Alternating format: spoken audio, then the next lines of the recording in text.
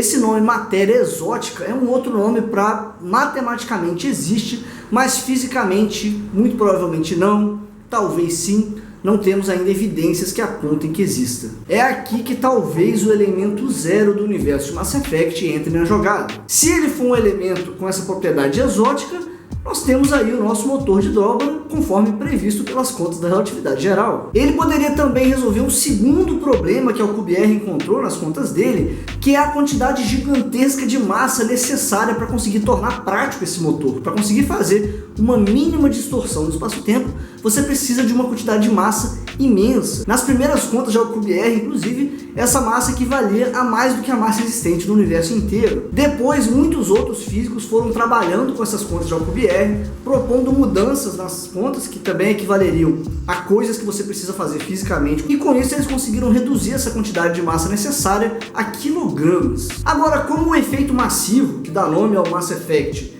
é exatamente o fato de que aplicando uma corrente elétrica no elemento zero, você consegue diminuir ou aumentar a massa dos objetos, então talvez o papel do efeito massivo aqui seja exatamente o oposto do que é apresentado lá no jogo. O efeito massivo serviria para você aumentar ao máximo a massa do elemento zero que você tem disponível, porque quanto maior for a massa, maior vai ser a distorção do espaço-tempo que você consegue provocar, mais eficiente vai ser o seu motor, maiores são as distâncias que você consegue atravessar.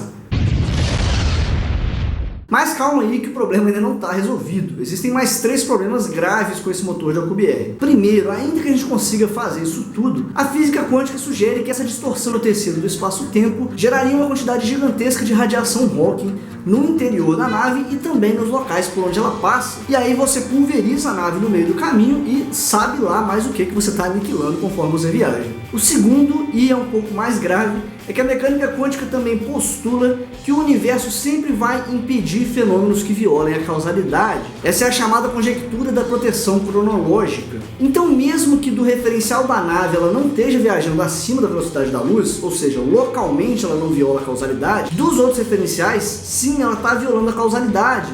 Logo, ela está fazendo uma viagem ao passado. E isso a mecânica quântica proíbe. Você vê muita gente tentando usar a mecânica quântica para justificar que seus pensamentos voltam no passado, ou que você consegue influenciar quem você foi quando você era criança, mandar vibes positivas e mais um monte de outras bobagens que tentam justificar, mas na hora que você tenta sonhar um pouquinho mais alto, você vê que quem estraga prazeres aqui é a mecânica quântica. Por último, ainda que você supere tudo isso, tem o problema de que você estaria viajando às cegas. Não tem como você fazer navegação sem receber alguma informação do lugar para onde você está indo. Por exemplo, o que a gente vê hoje das estrelas lá de Alpha Centauri são, na verdade, informações que saíram de lá há mais de 4 anos atrás. Imagina então você viajando para um lugar onde deveria ser próximo de uma estrela distante, mas na hora que você chega lá não tem estrela nenhuma. Ou pior ainda, você dá de cara com uma estrela que você não viu que estava no meio do caminho e tchau, nave espacial. Seria necessário que antes disso, ou os seres humanos ou alguma outra civilização já tivessem explorado toda essa região em velocidades abaixo da velocidade da luz, porque aí eles conseguiriam fazer todo o mapeamento e montar um sistema de navegação adequado.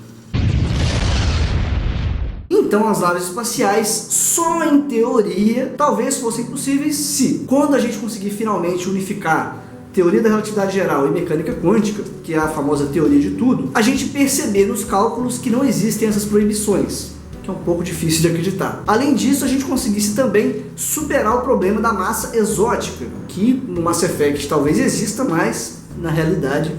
E também que a gente conseguisse criar mecanismos aí, e matematicamente parece que já está se conseguindo fazer, de diminuir a quantidade gigantesca de massa que seria necessário. A parte legal é que a NASA tem hoje uma equipe ativa pesquisando esses campos de dobra propostos por Alcubierre. Dedos cruzados. Agora vamos caminhar para a última parte do vídeo, os relés de massa. Enquanto o motor de dobra de Alcubierre, atendidas essas condições que eu falei, permitiria algumas viagens curtas, ainda assim já tendo alguns problemas, viagens mais longas implicariam um aumento desses problemas até um ponto crítico. Um espaço muito maior a ser viajado provoca uma compressão do espaço-tempo muito maior e aí aumenta também a emissão de radiação, tanto na nave quanto em volta da nave. Então uma viagem muito longa pode significar basicamente você aniquilar o local de partida até o ponto em que a própria nave foi completamente pulverizada pela radiação Hawking que ela mesma emitiu. Então, se mesmo no universo de ficção, quando você conseguiu superar essas barreiras da massa exótica, a quantidade de massa necessária e também as proibições da mecânica quântica, e ainda assim é complicado você fazer viagens curtas, então desculpem Star Trek e Star Wars, eu amo vocês, mas qualquer viagem acima de dezenas de anos-luz, usando apenas uma nave espacial, é pura fantasia. Essa é uma das afirmações mais difíceis que eu já fiz na minha vida.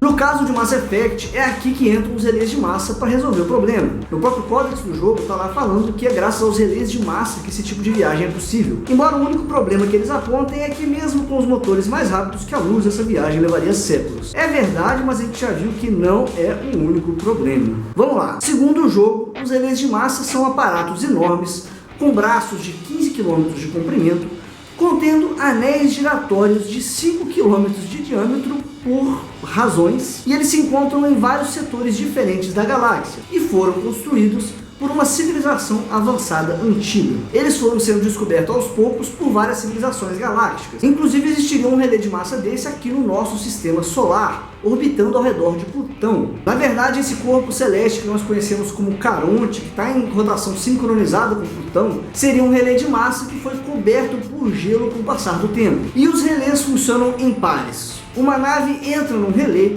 percorre um corredor livre de massa e sai em outro relé. E essa explicação, que é a explicação do jogo, não faz sentido nenhum. Se você cria um corredor livre de massa entre os dois relés, você não consegue fazer com que eles viajem quase instantaneamente o universo, porque, como nós já vimos aqui, objetos sem massa não viajam acima da velocidade da luz. Eles viajam na velocidade da luz. Mas existe uma forma de tentar salvar essa saída elegante que o Mass Effect propôs, que são os relés de massa. Se a gente propuser que, na verdade, os relés de massa não funcionam criando um corredor livre de massa, mas sim um objeto astronômico chamado de buraco de minhoca ou buraco de verme. Escolha a tradução que você gostar mais para wormholes. Você provavelmente já ouviu falar desse corpo, desse objeto astronômico em algum momento, e eu vou abordar ele com mais detalhes quando eu fizer um vídeo sobre o Interestelar. Mas vamos olhar o que importa aqui pra gente no Mass Effect.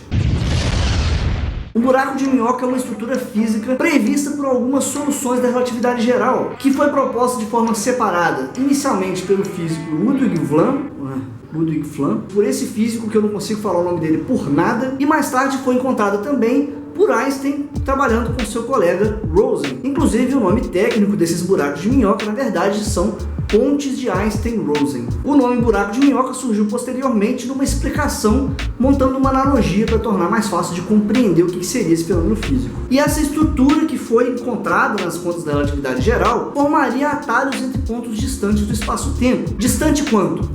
Arbitrariamente distante. Poderia ser um ponto próximo, como poderia ser um ponto do outro lado da galáxia. Os problemas com essa estrutura, novamente, como sempre, foram encontrados posteriormente por outros pesquisadores. A ciência é assim, um lança uma ideia, os outros vão trabalhando e a gente vai encontrando quais são as limitações, o que é válido e o que não é. Um dos problemas que foi encontrado é que para você manter essa estrutura estável, ou seja, para ela não surgir e desaparecer quase que instantaneamente, você precisaria aqui novamente da tal matéria exótica. E além disso, você precisaria também de uma densidade negativa de energia. E embora a matéria exótica talvez não tenha um significado físico pelas coisas que eu já expliquei, a densidade negativa de energia tem sim um significado físico e inclusive já foi obtida em laboratório através do efeito Casimir, que a gente também deixa para conversar com detalhes em outros vídeos. Mas no mundo real, mesmo que a gente conseguisse energia negativa, uma quantidade gigantesca dessa energia negativa só seria o suficiente para a gente conseguir enviar alguns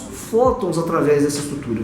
Não daria para enviar um objeto ou pessoas e, que dirá, naves espaciais. Mas vamos lá mais uma vez, suspendendo a crença para a ficção aqui. Imaginemos que os relés de massa contêm, na verdade, buracos de minhoca que criam um atalho especificamente com aquele setor da galáxia. Também vamos imaginar aqui que com o uso do efeito massivo e também do elemento zero, que seria aqui a matéria exótica, esses relés consigam manter essas pontes estáveis o suficiente e grandes o suficiente para que atravessem naves espaciais através deles. Então, diante de tudo isso, está tudo resolvido.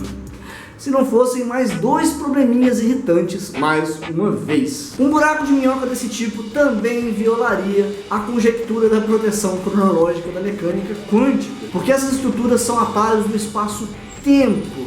Logo, elas também te permitiriam viajar ao passado, e a mecânica quântica proíbe isso. E mais uma vez você vê a relatividade de Einstein tentando ajudar a gente aqui com os nossos sonhos, e a mecânica quântica cortando as pernas. Lembra disso quando alguém te falar que a mecânica quântica permite tudo e que Einstein ficou chocado. Na verdade, Einstein está aqui dando uma forcinha e a mecânica quântica está avacalhando. Segundo problema, segundo o jogo, alguns relés de massa funcionam em pares. Então, você entrou em um, você sai no outro. Até aí está tudo ok. O problema é que tem outros relés de massa que te permitem ir para mais de um outro relé diferente, para 2, para 3. E o buraco de minhoca te conectaria a um outro ponto do universo, não a mais de um. Se ele te conectasse a 2 pontos, você entraria e sairia nos 2. Você não teria como escolher em qual dos 2 você quer sair, porque você está adentrando aqui uma estrutura astronômica que não te pergunta onde você quer ir.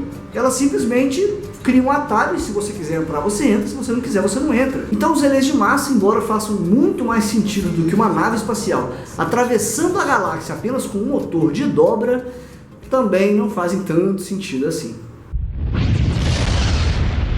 No final das contas, qualquer universo de ficção que envolva civilizações galácticas que tentasse ser completamente fiel à realidade não ia ser muito divertido. Isso também serve para mostrar pra gente que, ainda que existam outras civilizações avançadas, vivendo em outros sistemas estelares, e que já tenham surgido muito antes da gente, a tarefa de a gente se encontrar com elas, ou de elas encontrarem a gente, não é tão simples assim. O universo é gigantesco e já é difícil você sair do seu próprio sistema planetário. Quem dirá então saber para onde você tem que mirar os seus poucos recursos para poder encontrar uma outra civilização? Mesmo com acesso à matéria exótica do Mass Effect, e também ao efeito massivo, que é pura ficção e licença poética, ainda assim existem 1000 obstáculos para você conseguir sair do sistema solar em tempo útil. E isso tudo que eu falei são só as barreiras físicas para a nave espacial. Uma vez que você conseguisse vencer essas barreiras, sobram muitos outros problemas, como por exemplo, como você vai alimentar uma tripulação pelo tempo necessário, como armazenar uma quantidade de oxigênio que dure o suficiente, os efeitos desse tipo de viagem no corpo humano, já que a gravidade na qual esse corpo evoluiu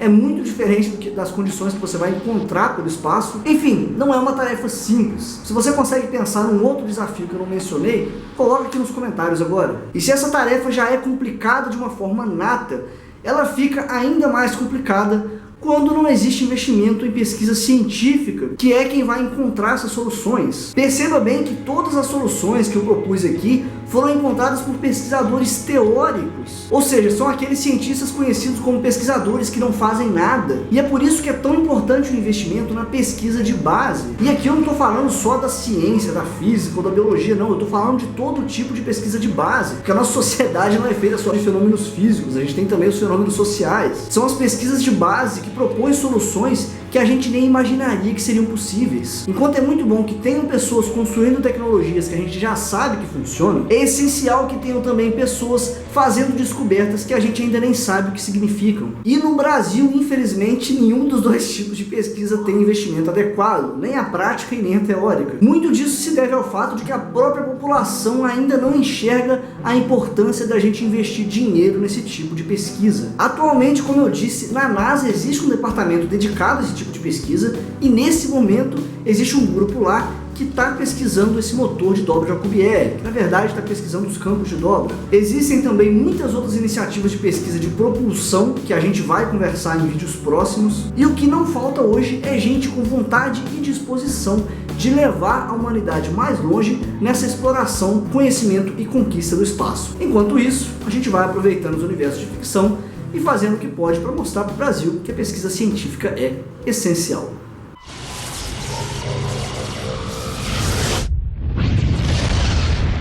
Se você quiser me ajudar continuamente a produzir vídeos, é só você me apoiar através do apoia.c/primatafalante. E eu agradeço aqui a todos que já me apoiam por lá, por tornarem possível que eu continue o meu trabalho. Grande abraço para vocês e até o próximo vídeo. E um último recado para você que ficou aqui até os pós-créditos do vídeo. Você sabia que é uma quantidade muito pequena de pessoas que fica até o final? Pois é, muito obrigado por fazer parte desse grupo. Então, como você está aqui me ajudando com a retenção de público, que é tão importante no YouTube, eu vou pedir para você o seguinte: coloca aqui nos comentários qual universo de ficção científica você quer que eu aborde no próximo vídeo dessa série. Mas para eu saber que você é parte dessa turma dos pós-créditos, comece a sua frase com o nome desse universo de ficção científica. E aí fica por conta da sua criatividade. Aquele que tiver mais votos ou tiverem mais frases falando, eu vou selecionar para que seja o próximo vídeo dessa série. Abração, galera!